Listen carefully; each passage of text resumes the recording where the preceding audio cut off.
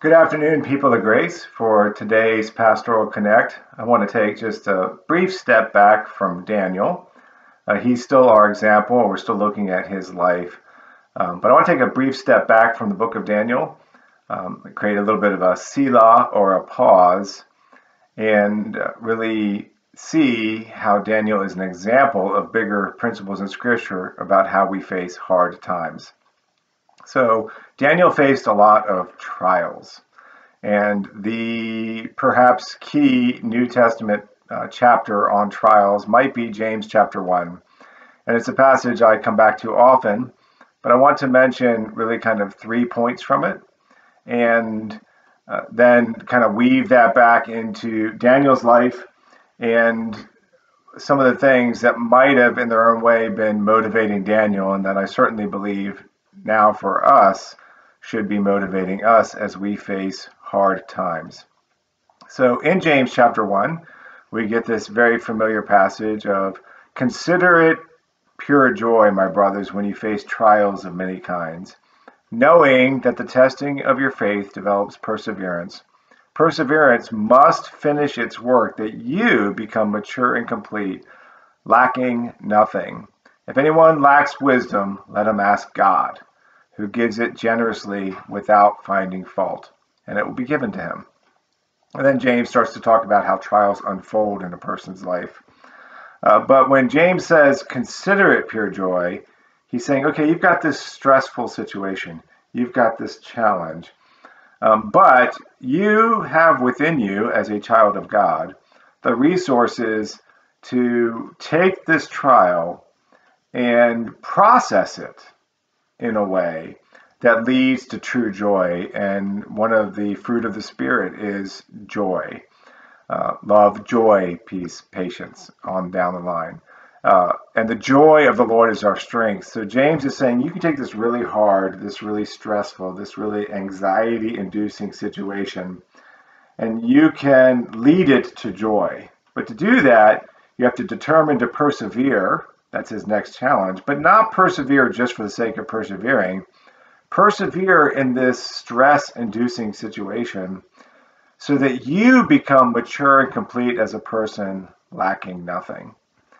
Now, all of us are in a time that, by pretty much any historical standard, should be viewed as extremely stressful. It's a trial. It's a challenge. We have a global pandemic. We have the riots and the deep soul searching related to racial relationships and injustices in the United States, and all that going on right now. We're facing big things. And we came into this pandemic and this flare-up of this long-standing racial tension in our culture. We came into it with people reporting record levels of stress-related illness, anxiety, depression. So we weren't in the best position coming into it. And that feels, almost unfair. It can really feel like, well, God, where are you in this? But there is an opportunity. And by the grace of God, there's always an opportunity if we realize that these kinds of things reveal lacks or vulnerabilities in me. When James says he wants you lacking nothing, it's not an insult. We all are lacking things. And we all want to get to a place where we are not lacking, where we're more mature and grounded and robust in our spiritual/emotional health, more resilient, so that we can manage this life well, so we can have joy in a fallen and accursed world. But to get there and to overcome the anxieties and stresses and depressions that come with trials, and that many of us carried into this trial, it was already inside of us at unhealthy levels, we need to ask God for wisdom and ask God for skill to address this lack that is in me. That's what James is focusing on in this passage, is that that you would be lacking nothing, but then he says, well, one thing we all lack internally is sufficient wisdom to overcome that lack. We need to ask God for that. And that's what I want to land on today is, are you asking God for wisdom? And are you focusing on, I can go through an extremely difficult level of training, this trial, this obstacle course, but if I get through it and I get through this training, I will come out of it more robust, stronger, healthier. And that's a goal that's worth it, but then we have to define healthier better. It can't just stop with, I'll be a more emotionally resilient person. That's great, and we should all want to be that. But that's still just stopping at ourselves.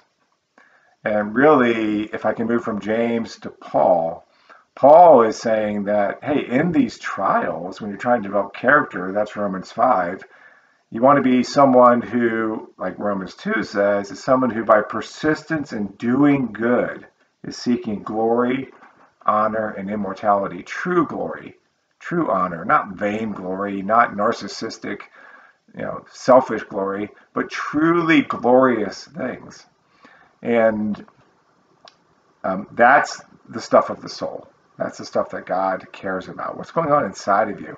What's going on inside of you in God's eyes is so much more important and glorious and honorable than these circumstances, because the circumstances pass away, but we go on even beyond this life forever. So if I can stick with Paul, I mentioned Romans 5 briefly, Romans 2 briefly. Paul boiled it all down to this.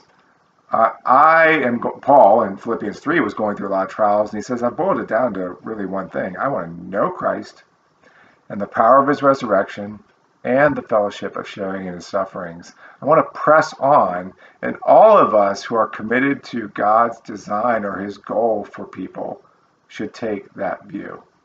So as we face a pandemic, as we face deeply embedded racial tensions and challenges in our culture, it's easy to try to blame everything out here. Be careful, because the judgment that you make about things out here is going to be affected by whatever is most creating anxiety or stress or depression and feeding that anxiety and stress and depression in you. And so whatever causes you more anxiety or stress or depression based on your political persuasion, your worldview, whatever, you're going to tend to, that's going to create how you analyze all this stuff. And that's an implicit bias or vulnerability that we all have within us that's really fear-based and self-serving in the end. And it's hard to admit that, but it's true. And really, when you look at these passages that I pulled together very quickly, especially James 1, what these writers of Scripture are saying is, until you deal with these things inside of you, these lacks in you, you're never going to assess this stuff correctly. And it's not really about you figuring all that out anyway. Truth is important. It's vitally important for all people, but especially for believers. We should love the truth and pursue the truth. But what's even more important, and I really want to land on this point, what's far more important than discovering the truth is that we respond truly to whatever happens. And we cannot respond truly if we're driven by anxiety, stress, depression, fear. And there's a lot of fearful, anxiety-inducing, stressful, depressing stuff going on. So we've got to really become more like Jesus and know him and the power of his resurrection so that we can respond truly to all these things. It always starts within. And our response as followers of Jesus is always our responsibility. Let's use these terrible times to create a workout for our souls, to become more mature, less fearful, less anxious, less prone to depression, and rise above. And that doesn't mean the anxiety goes away or the depression goes away. It means that those things no longer control our narrative. And that's a wonderful sense of freedom, and it brings joy. The joy of the Lord is our strength. Be blessed and have a great evening.